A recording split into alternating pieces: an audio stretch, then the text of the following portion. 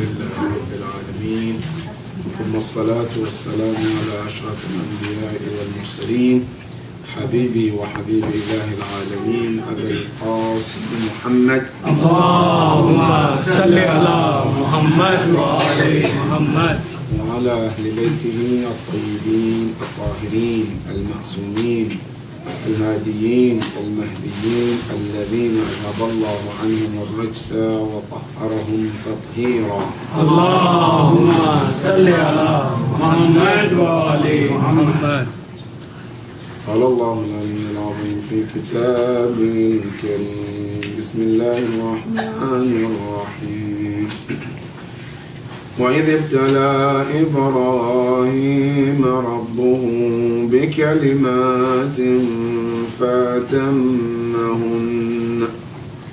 قال إني جاعلك للناس إماما قال ومن ذريتي قال لا ينال أهدي الظالمين. صدق الله العلي العظيم. اللهم صل على محمد وعلى محمد. Inshallah, tonight we will be talking about the fourth Usool-e-Deen, which is Al-Imamat. The concept of Imamah in the Shia school of thought. And inshallah, we will be discussing this in 3 points. Point number 1, Quranic point of view, Quranic proofs about the Imamah. Point number 2, a hadith of the Holy Prophet regarding the proofs of Imamah. Number 3 is about the aql and the logic. Does logic also allows in believing in the Imamah or not? But the first ayah that talks about the Imamah in the Quran is this ayah in Surah Al-Baqarah. And this ayah comes to talk about one of the greatest people in the Islamic history, which is Prophet Ibrahim alayhi salam. You know, one thing about Prophet Ibrahim alayhi salam is that he is the most mentioned prophet in the Quran. Out of all the prophets that Allah mentioned in the Quran, Ibrahim al-Khalil is the most mentioned prophet in the Quran.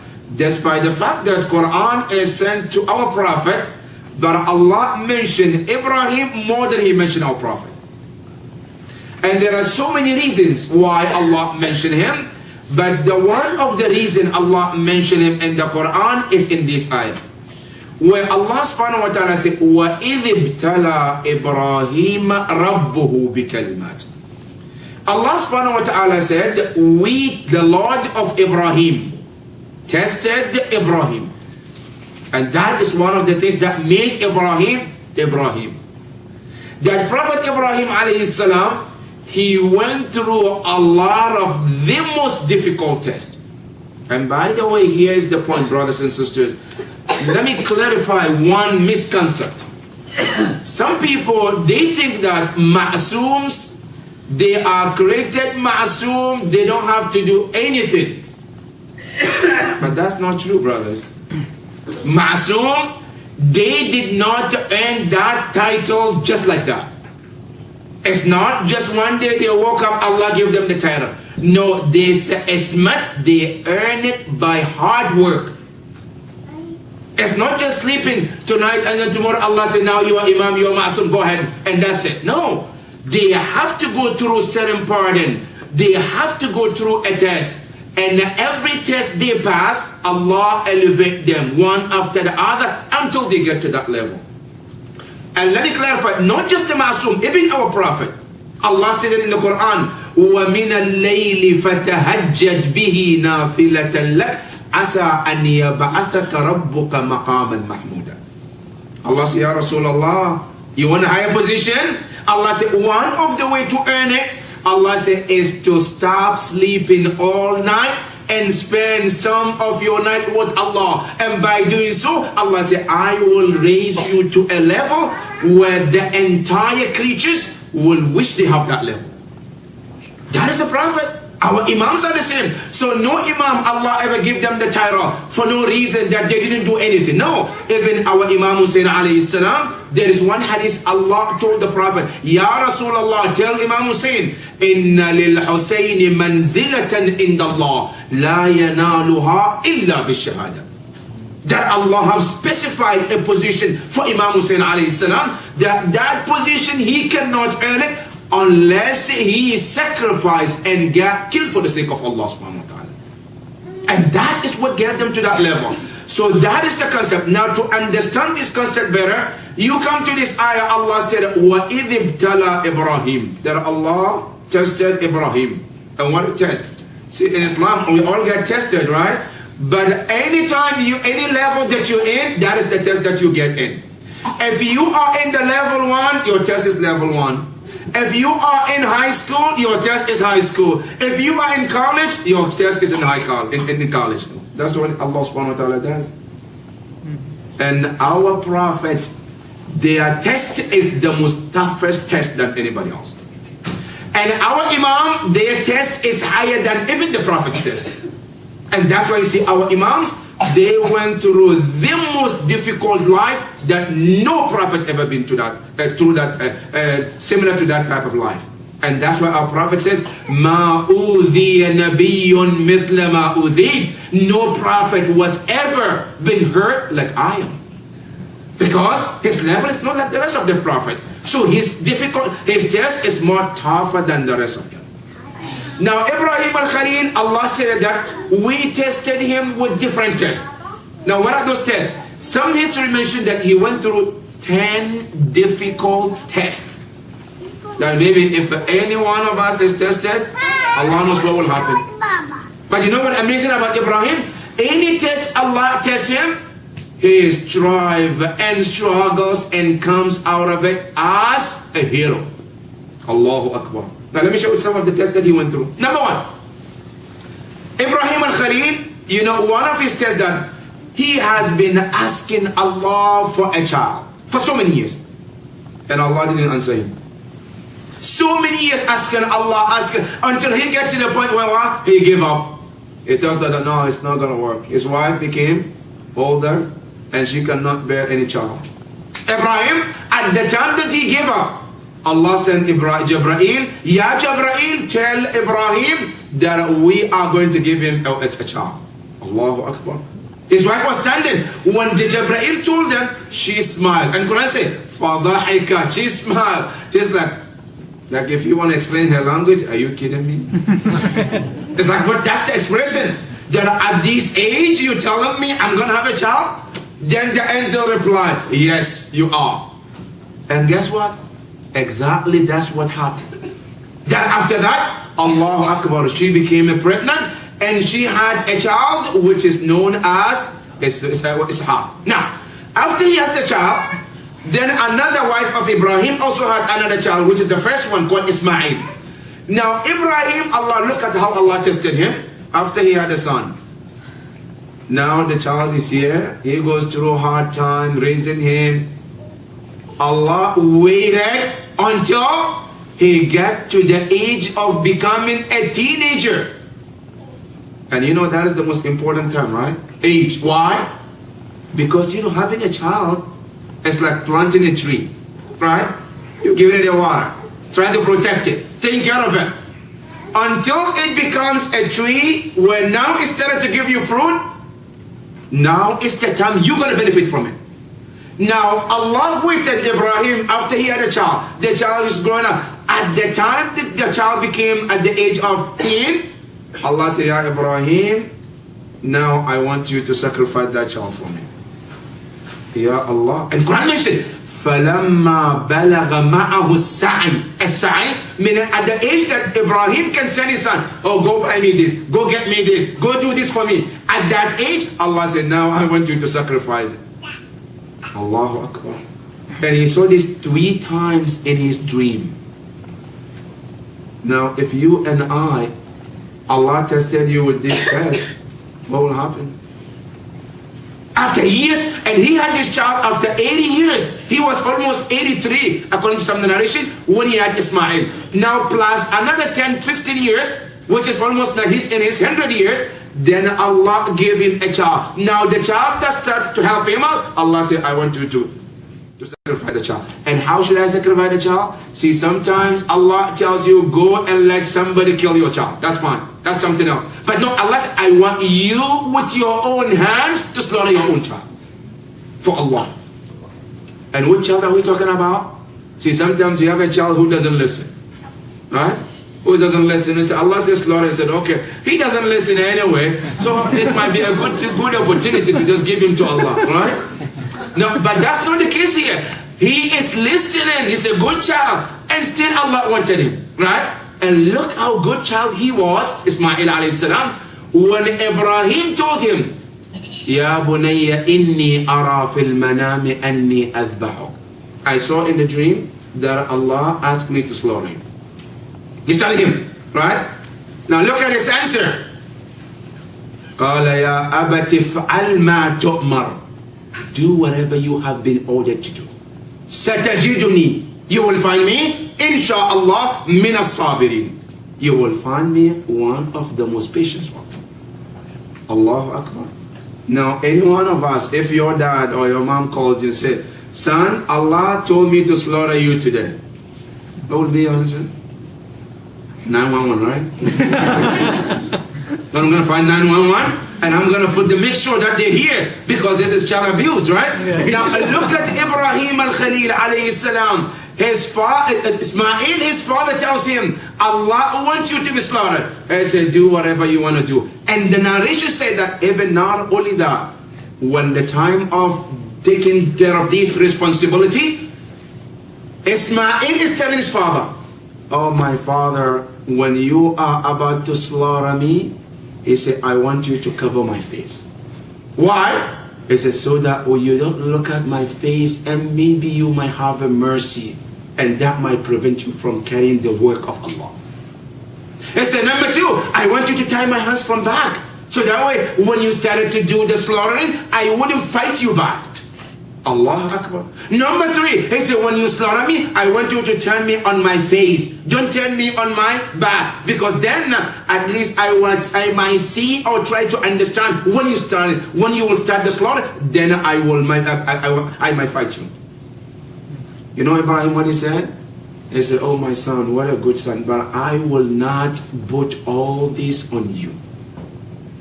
And Allahu Akbar, when the day came that he wants to do it, as he was about to start, and Ibrahim thought he was slaughtered, and Allah mentioned the story also in Surah As-Safat. Allah said, وَفَدَيْنَاهُ بِذِبْحٍ عَظِيمٍ وَنَادَيْنَاهُ يَا Ibrahim. Allah said, we called Ibrahim from the heavens, and we said, أَن صَدَّقْتَ الرُّؤْيَا.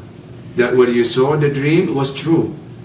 إِنَّا كَذَلِكَ نَجْزِي الْمُحْسِنِينَ. That was the first test. Ibrahim passed the test. Right? That's number one. Number two, see, most of us here, brothers and sisters, we do migrate, right? But how do we migrate? Maybe I was born and raised in a part of the world that there is no much of financial things. Education is not good. So what do? I move from the place where it's not that good to the place where it's better. Isn't that what we do? Even birds, they do that too. Birds, they fly in seasons when there is no food in one place to go to somewhere where they can find food. Some animals, they travel because of a water for many days just to find a water. Because this place is empty. They have to find a place that they can find something. We do that too.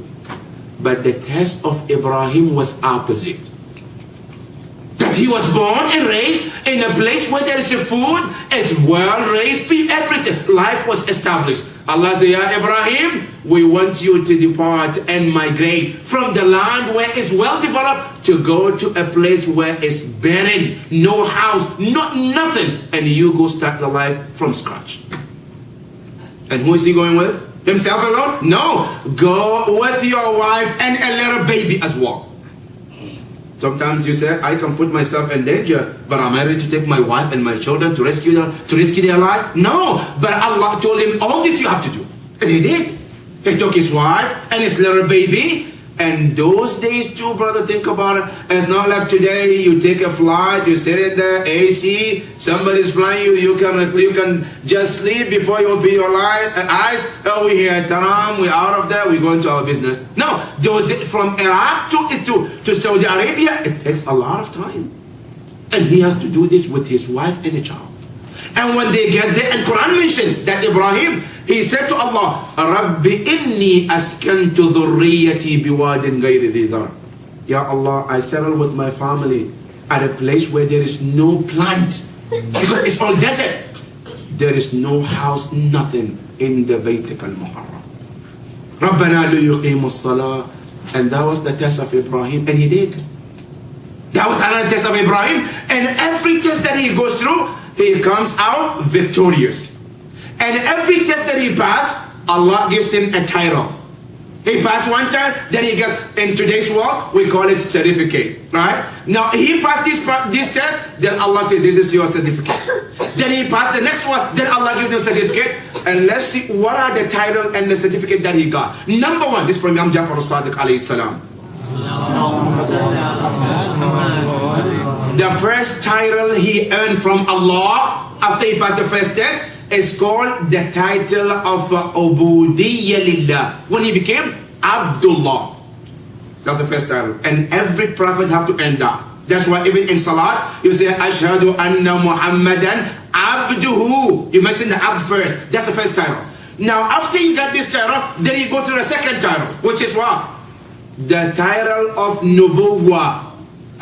Then he received to become a Nabi. That's title number 2. Then after this title, he received the third title, which is called Ar-Rasul. Okay, that's number 3. Then another test came, he passed it, then he received another title, which is called in the Quran, Khalilullah. We became a friend of Allah. Now the 5th title, which is the highest title, no title above it, is the title of Imamah. And Allah stated in this ayah that وَإِذِ ابْتَلَى Ibrahim, when the Lord of Ibrahim tested Ibrahim, فَأَتَمَّهُنْ, he completed the test. Allah said, Ya Ibrahim, inni ja'iluka linnas, that I am appointing you Ibrahim. And that is another point. In our aqidah, we say the position of Risala, being a prophet and Imam, it has to be chosen by Allah subhanahu wa ta'ala. And Allah said it here, he said, inni ja'iluka, I am appointing you to become what? To become Imam. And Imam for whom? Linnas, for all humans. The level of Imammat is not for one person, for Shia or not Shia. That is why even on our ziyarah to Imam, the 12th Imam, we say, Assalamu alayka ya Imam al-Insi. Ins means all humanity. The level of Imamah is not for just Shia or Muslims, it's for all humanity. And that's why Allah said, Inni ja'iluka linnasi imama. Allah said, I'm appointing you to become Imam for all humanity. Now Ibrahim, after Allah told him, he's asking Allah a question. وَمِن ذُرِّيَّتِي, will this include all my progeny? You will also be Imam? Then Allah answered this question. Allah said, لَا يَنَالُ أَهْدِي الظَّالِمِينَ. Allah said, yes, includes your progeny, but not those who are zalimeen, those who are tyrant among them. Meaning, those who are great and good, they will be one of them. They will be inheriting the Imamah too. Now look at here the importance of Imamah, brothers and sisters. Ibrahim asked Allah after he finished the Kaaba, after he finished building the house, and Allah gave them this title. Now look how these things, these puzzles, they are connected to one another. Now Ibrahim built the Kaaba, and he asked Allah Imamah from his lineage, and Allah gave him that. Now Allah wants to show that Imammat where? In the same house Ibrahim built. How did that happen? Fatima bint Asad, she comes. When she was pregnant, with whom? With somebody. She comes, she was doing the tawaf. As she was doing tawaf, and look at how these puzzles connect to one another. She comes and she makes this particular dua. Allahumma inni mu'minatun bik. Ya Allah, I'm a believer in you. وَمُصَدِّقَةٌ, and I believe in the prophethood of your prophet. But which prophet? Ibrahim al-Khalil. Now question, why is she only calling Ibrahim, not other prophet? There were many prophets that Allah sent and they lived and she knows, but out of all the prophets, she is calling Ibrahim. Why? Because she knows there is a connection between the builder of the house and the baby she is carrying. That's why she's making that connect. And she said, Allahumma bihaqqil bayt, Ya Allah, for the sake of this house. Wa bihaqqi man banaha, and for the sake of who built the house. Illa ma yassarta alayya wiladati. I want you to make my giving birth easier. Now what happened? As she was making this dua, Allah subhanahu wa ta'ala in narration, they say, then a call came from the heaven. Ya Fatima inni ala al-ahad. Ya Fatima, we're still on that promise. As Fatima was doing tawaf, then the wall started to crack. As the wall started to crack, the crack started becoming bigger and bigger, and it got to the point where she was able to enter. Number one, who told her that there is somewhere you have to enter, your Fatima? These are all puzzles that Allah wants to teach us and the entire ummah about how the Imamah connect. Now then she entered inside the Kaaba and she gave birth to whom? To Imam Amirul Mu'mineen Aliyun alayhi salam. That is to indicate about what? Ya Ibrahim, remember your dua about the Imamah? Now we answered your dua, and the first Imam among the Ummah of Muhammad, we made him to be born in the house that you built, Ibrahim. To keep that connection, the link between you, Ibrahim, and that Imamah. And that is the concept of Imamah in the Quran. Inni ja'iluka linnasi imama. Now, after Allah subhanahu wa ta'ala mentioned this in the Quran, that Allah made Ibrahim Imam, because the Imam is the highest title in Islam, brothers. There is no title above that. That's why when you go to the Quran, Allah mentioned all the titles Ibrahim got. Abdullah, Nabi, Rasul, Khalil. And then after Imamah, there's no title that was ever mentioned for Ibrahim. Because there's no title above that. That is why we say our Imams are above the rest of the Prophet. Why? Because they have the title of Imamah and most of them don't have the title of Imamah. That is one of the highest level of Imamah. Now this is one of the ayahs in the Quran that clarifies about the Imamah in the Quran. And that is how it's connected to one another. Now that is in the Quranic wise. Now, you come to the hadith. Is there any hadith in the Quran? Hadith from the Prophet about the Imamah? Yes. Where? Ibn Abbas. Ibn Abbas quoted from whom? From Jabir al-Ansari. That when this ayah was revealed upon the Prophet, Ya ayyuhalladhina amanu ati'u Allah wa ati'u ar-rasul wa ulul amri minkum.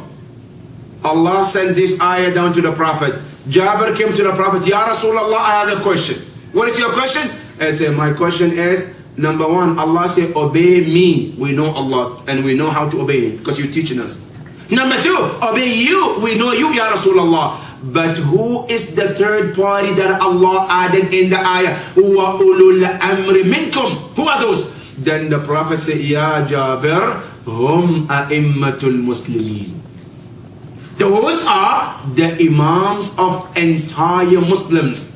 Who are those? Here the Prophet started to mention them one by one and by name. Number one, he said, أولهم علي, ثانيهم الحسن, ثم الحسين, ثم علي ibn al-Husayn, ثم Muhammad Ali. And then he mentioned them by name until he get to the last one, and he said, وآخرهم, the last Imam, اسمه يواطئ اسمي. His name matches my name.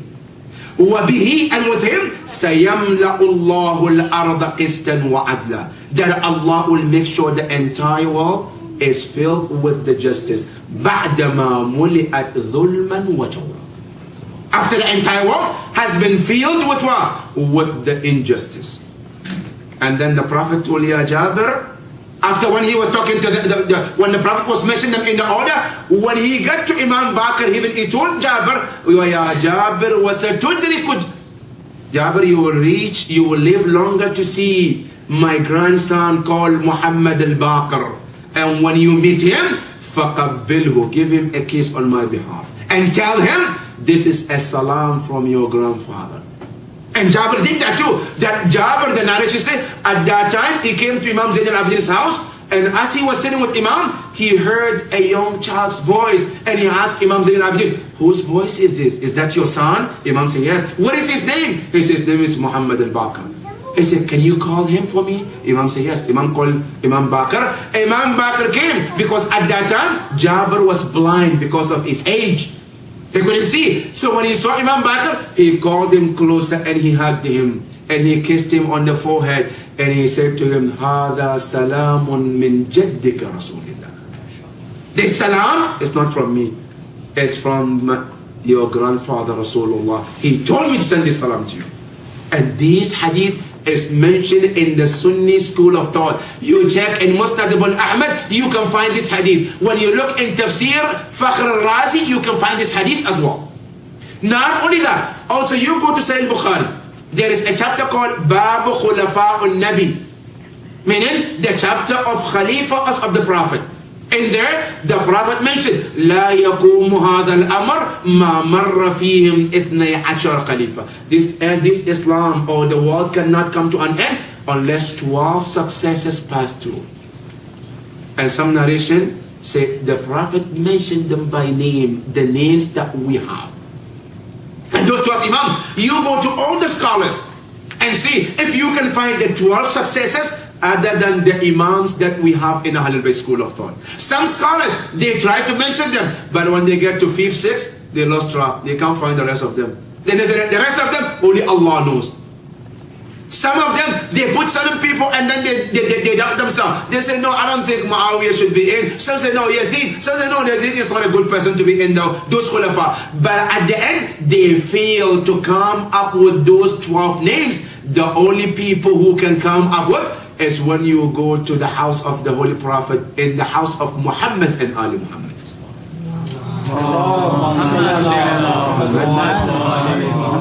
That is the concept of Imamah. That is the hadith number 1. Hadith number 2, also in the day of Ghadir, the Prophet clearly stated, Inni tarikun fikum al-thaqalain. I'm leaving 2 heavy things behind. Number 1, Kitab Allah. The 2, wa itrati ahl bayti. And this part, all the mufassirin and the historians, they all mention this. Who are the itra?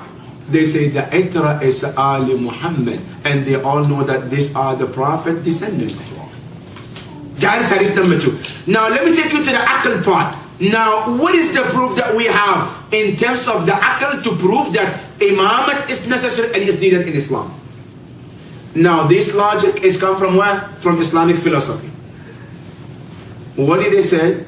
They say in this world that we live in, everything that you see, it has 4 kind of existence.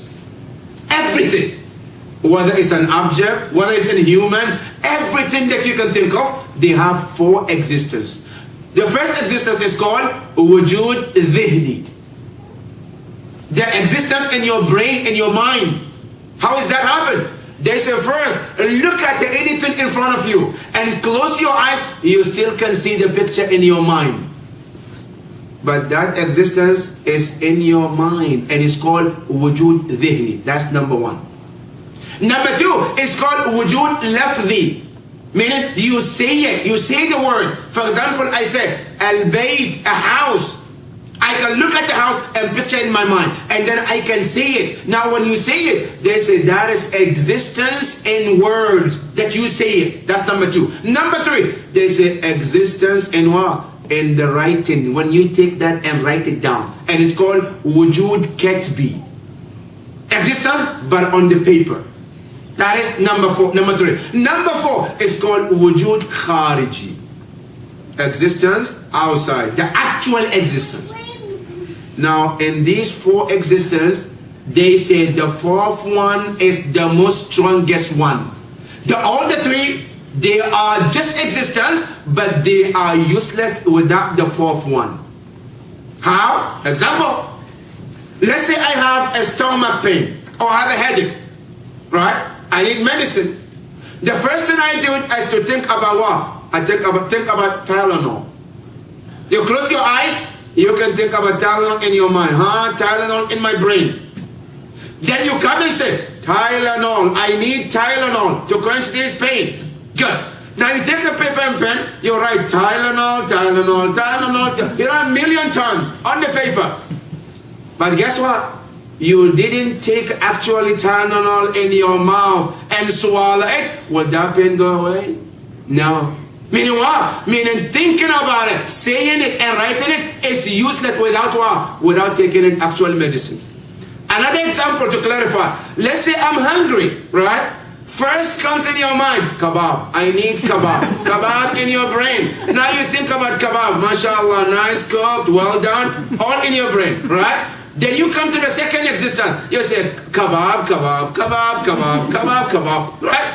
Now that's number 2. Number 3, then you take a paper and pen. MashaAllah, kebab, kebab, kebab. 100 times on the one paper, right? But you never go to a restaurant to get the real actually kebab and chew it and swallow it. You think you're gonna stop to be hungry? No. Right? So these are the 3 existences. They only are used, they are beneficial as long as the 4th one is in there. Good. Now you come to Islam, it's also the same, because we say everything, right? Now Islam is what? You can imagine Islam in your brain. Now you can say Islam, Islam, Islam. Now you can say Islam is written, which is Quran, right? We have Quran, which represents every rulings of Islam. Everything that you need is mentioned in the Quran.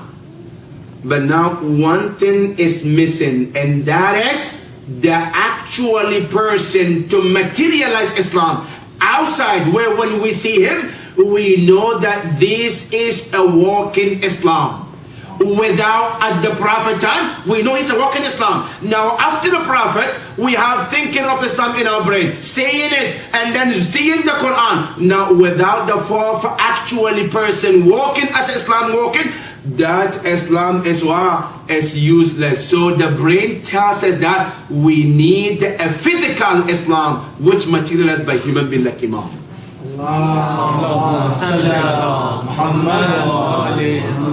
That is where the importance of Imam comes in, because we need somebody to represent it. At the time of the Prophet, no doubt that the Prophet is the walking Islam. That is why Imam Ali said, Al-Quran al-Natiq wal-Quran al-Asamit. We have a silent Quran, and now we have what? Speaking Quran. Who's the speaking Quran? Ahlul Bayt alayhi salam. That they materialize Islam in all the angles. Now that is number 1. Number 2, about the Imamah. Now, have you ever seen anywhere in the world of today a president without a vice president? Huh? You look in the world, every country that you can think of, right? Whether it's a Muslim country, it's a Kafir country, it doesn't matter. You look at every country. Have you ever seen a president but no vice president? No. Now every country has president and then the vice president, right? What is the type of president? Vice president is to replace the president when the president is not there, right? Or at least when something happened to president, the vice president is there to take care of the country. Good. Now at the time of the Prophet, we know the Prophet is the president, right? Now, shouldn't the Prophet mention or at least give us somebody as his vice president?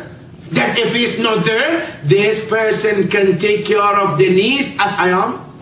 Of course, yes. But here we hear some Muslims, they say, no, the Prophet died without mentioning successor. Good. But you know what is happening? Now you go to their history, their life, you see that the first Khalifa, he didn't pass away until he appointed the second Khalifa. Good. Now here either there is a Sunnah of Prophet or there is no Sunnah. Right? Now if there is a Sunnah, are we allowed to boycott the Sunnah of the Prophet and adopt our own Sunnah? If the Prophet, we say that the Sunnah of the Prophet, he died without appointing successor. Shouldn't that be also another Sunnah for us not to appoint somebody? Huh? But we see that no, at the time of the first Khalifa, and the narration, this mentioned in Tariq al-Tabari and the rest of the historians' book, they said before he passed away, he was even in his tough time, and he was asking one person to write his will. What was the will? He said, right there, I have chosen. As soon as the person I chosen, then he passed out. After he passed out, few minutes later, he gave his conscience, and then he asked the one who was writing, what did you write? He said, I wrote that you chose Omar. He added, the writer, he added Omar. I said, good job. That's exactly what I wanted to choose. Allahu Akbar. Oh, the Prophet passed away, he didn't choose. Why are you choosing? Now, that's the first Khalifa. Now, after he passed away, the second Khalifa comes in. Okay, what happened, Ya Khalifa? He said, I'm not dying unless I choose 4. And these 4, one of them have to be Khalifa. Allahu Akbar. How come? We say the Prophet Dawud al-Khalifa. But why are you choosing Khalifa? But we see that this is happening, but this is one question that remains, brothers and sisters. Either the Khulafa are smarter than the Prophet, or the other way around. Yes? Because if we say, if they are so concerned about Islam, that they don't die unless they make sure that somebody is taking care of. But Rasulullah, he dies and leaves the Ummah, as you take care of your job. I did mine, I'm gone. But the second and the first and the second Khalifa, they made sure that somebody is taking care of. And even coming lower than that, brothers and sisters, if you and I have any pet in our house, do we leave the pet unsupervised, untaken care of? And you go to the Quran, Allah clearly stated about the Prophet Muhammad, لَعَلَّكَ بَاخِعٌ نَفْسَكَ عَلَىٰ أَنْ لَا يَكُونُوا مُؤْمِنِينَ. You kill yourself. The Prophet is always worried. He wants his ummah to make sure that they're always on the track. And the Prophet continuously, he mentioned about successor. Even at the last moment, he said, "Atuni bi katfin wa dawatin aktub lakum shay'an lan tadullu min ba'di abada." And it's mentioned in Sahih Bukhari. Give me paper and pen that I can write something that you guys will never go astray. Then the second Khalifa said, no, don't do that. But the Prophet was wanting to write something before his death. So when we say that, the Prophet ﷺ, either he mentioned or he didn't mention. But when you come to the hadith and tafsir, they say the Prophet mentioned the successor from first day of his mission. The same way that today, when president wants to start his office, the first thing he does is to what? Is to mention his what? His vice president, right? So that they can start working together. From day one, when this ayah was revealed, وَأَنذِرْ عَشِيرَتَكَ الْأَقْرَبِينَ. The Prophet invited all his family, he cooked for them and everything. And then after that, he asked them, he said, I did not know of anybody who ever brought you the blessed and the greatest thing as compared to what I brought you. They said, what did you bring? He said, I'm here to tell you that I'm a prophet and the messenger of Allah. And who is there to help me, support me, and be my brother and my successor? Nobody will do it. Nobody will say anything except Imam Ali. 3 times Imam Ali raised his hand. And then the Prophet said, Anta akhi, wa wasiyyi, wa waziri, wa khalifati fi. That Imam Ali from day one. And this is mentioned in tafsir. Look at the tafsir. وَأَنذِرْ أَشِيرَتَكَ الْأَقْرَبِينَ. All the mufassirin, they mentioned this history of this event. And the reason why this ayah was revealed. And on top of that, when you go and you read Hadith al-Kisa, this for those who say the Prophet didn't mention Khalifa, the Prophet in Hadith al-Kisa, what did he say? When Imam Ali came, Assalamu alayka ya Rasulullah, what did he say? Wa alayka assalam ya akhi, wa wasiyyi, wa khalifati, wa sahib liwa'i. 4 titles the Prophet gave to Imam Ali. The first one, I said, my brother, wa khalifati, and you are my successor. That is the day that this ayah was revealed. The Hadith al-Kisa mentioned that Imam Ali alayhi salam was given the title of being Khalifa of the Holy Prophet.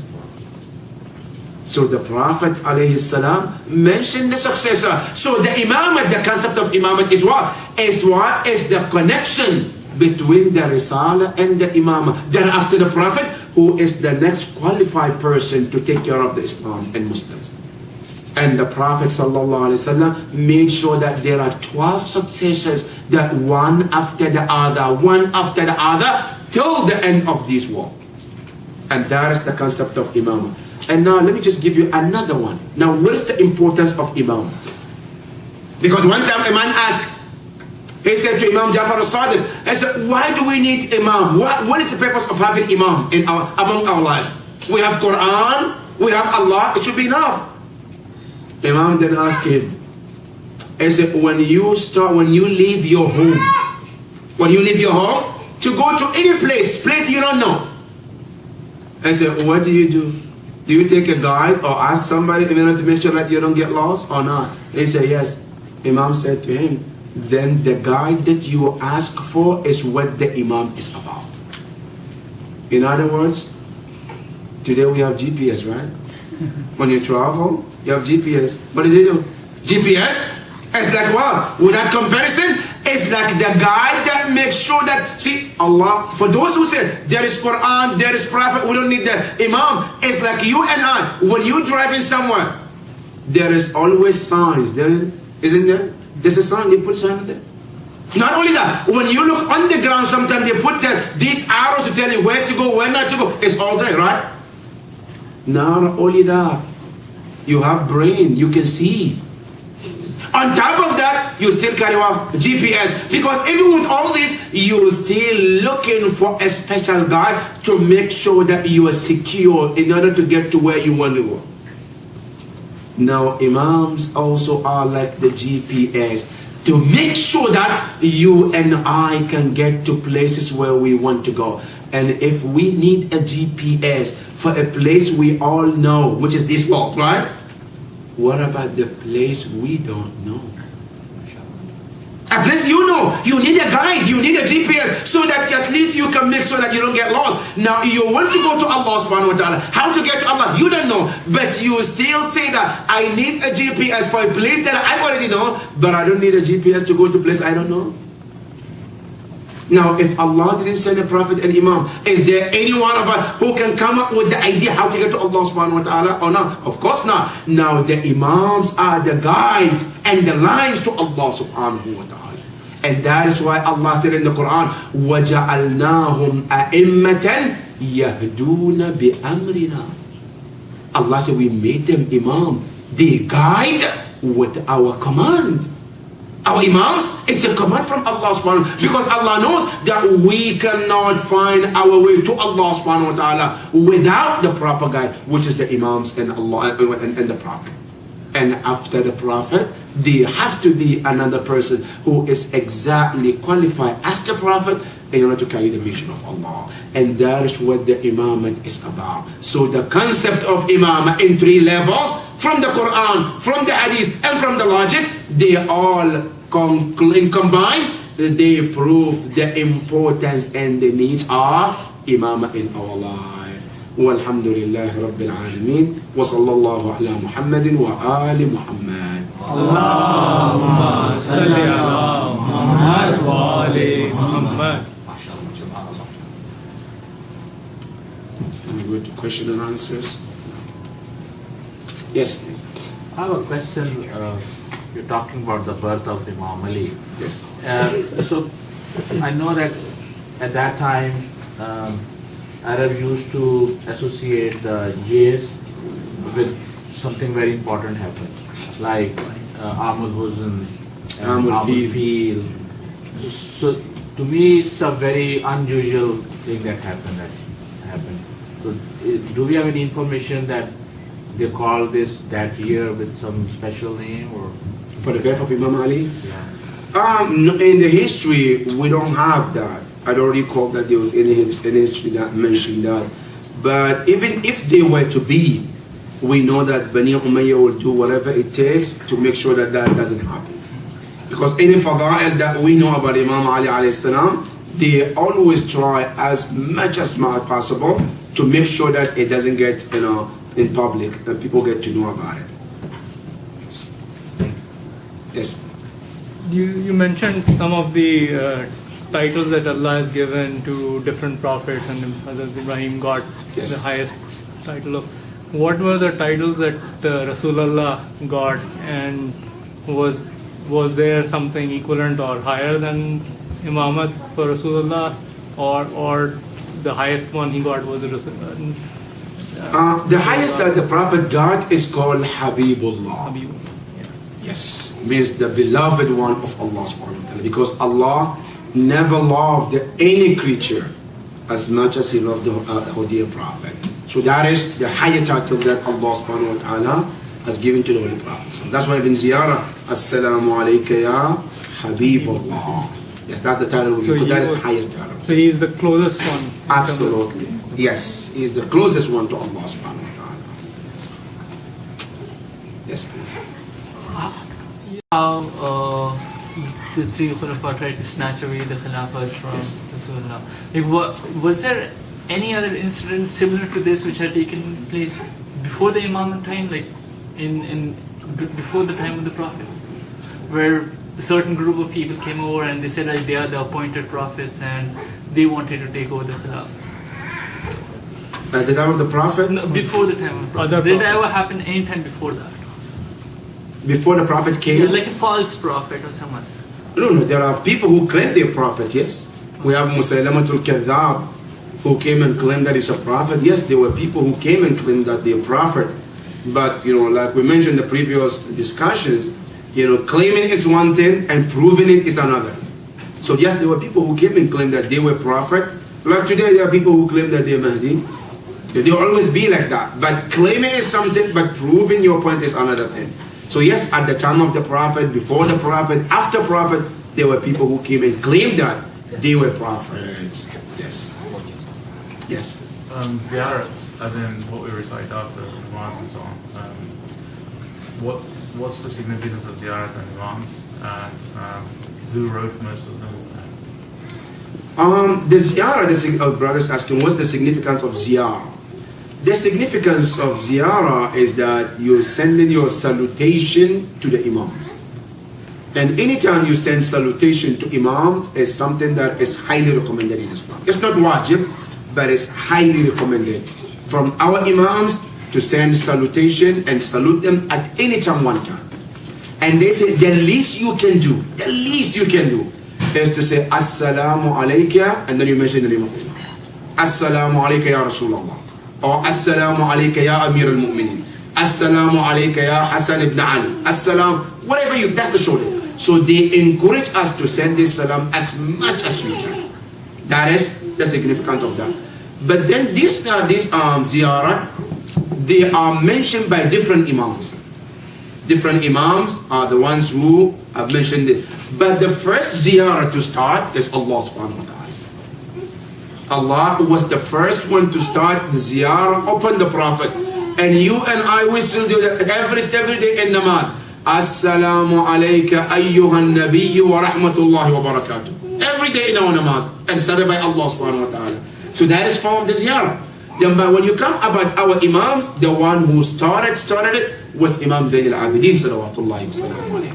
That after the tragedy of Karbala, and even before the tragedy of Karbala, because there was a group of people who happened to be cursing Imam Ali from Muawiyah and his group. That every single day, especially on Jummah day, they have to curse Imam Ali before they finish their khutbah. And that has been custom. So now, in order to show the difference, see, we have what we call at-tawalli and tabarri. Right? Now they're doing tabarri. They're doing la'na on Imam, that's tabarri. Now you as a follower of Ahlul Bayt, you have to do at-tawalli. And tawalli is what? Is to always send your salam to them, showing that you are with them. So Imam Zayn al-Abidin started to teach people that always keep your connection with the Imam. How? By sending salam as much as you can. So then it continues from one Imam to another. And some of the ziyarah that we have is even from Imam Hassan al-Askari alayhi salam. Now, for example, we have some ziyarah of Imam al-Hujjah, that one of Imam was said and written by the 11 Imam.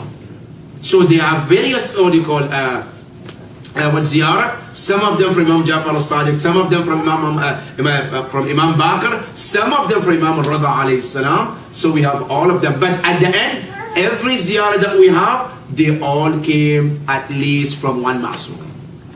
Yes. So that is the significance of the ziyarah. Yes, please. Why didn't Imam Zayn al-Abidin take the leadership after Yazid died? Why? Why didn't Imam Zayn al-Abidin take the leadership after Yazid died? Yes. The question is, why did Imam Zayn al-Abidin didn't take the leadership after Yazid death, Imam alayhi salam asked all the Imams, they always want to take the leadership because it's their responsibility. But the other party will not let the Imam take the responsibility. Imam wanted, but after the tragedy, after the tragedy of Karbala, and Yazid after the tragedy of Karbala, Imam Zayn al-Abidin was not allowed to even speak to people. As a matter of fact, when they were brought to the Sham, when they got to Intercastle, Imam Zayn al-Abidin wanted to speak, he wouldn't be given a chance. Imam Zayn al-Abidin stood up and he said, Ya Yazid, اسمح لي أن أصعد هذه الأعواد لأقول فيهن كلمات لله فيهن رضا وللهؤلاء الجالسين أجر وثواب. I say, allow me to sit on this platform, say a words that Allah will be pleased with, and the listless also will benefit from it. Yazid say, no, I don't want you to speak. Why? Because he's scared. Because you know, our Imams, when they open their mouth, it's like nuclear bombs. Right? When they say word, it's different. And that's exactly what happened. That when he was given a chance, and he started speaking, people started tearing and crying. Because the facts started to come out. Because the first Imam said, Man arafani arafani, wa man lam ya'arifani arraftuhu binasli. Whoever knows me, knows me. Who doesn't know me, I'll tell him who I am. And then he started to introduce himself. أنا ابن رسول الله أنا ابن من ضرب السيفين أنا ابن من صلى بالناس. And then he started to go deeper and deeper. And as he introduced himself, people started crying. And that itself caused the revolution in the castle of Yazid. And from that time, Yazid told people that call Azan to stop him from his speech. And then that's the end of the speech of Imam. And then after that, they told Imam Zayn al-Abidin, you are not allowed to speak from now on. No public speeches. That is why Imam Zayn al-Abidin took another initiative of what? Speaking and teaching people through dua. That's when you look at the dua and say, Sajjadiyah, it's all educational, it's not just dua. Now you look in that, there is anything that you can find. For example, dua li'aba. It was a dua for the parent. A child praying for the parent. A child is praying for the parents. Because it was at the time where people don't respect their parents. People disconnected from their parents.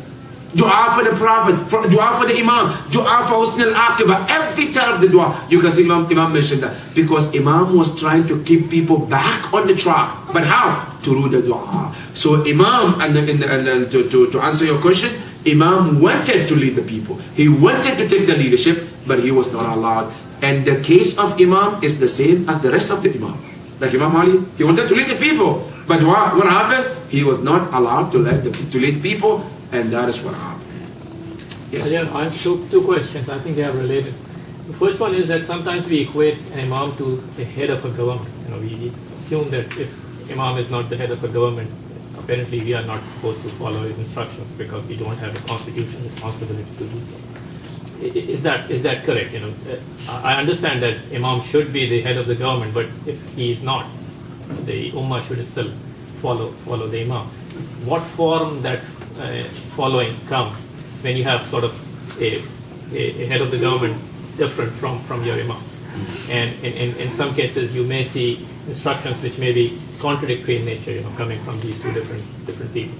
So that was question number one. The second one was that the Ummah is the root of the Ummah is the same as that of Imam. So Ummah cannot exist without an Imam. Right. So our Prophet definitely identified the Imams of this Ummah. But do we also have instructions from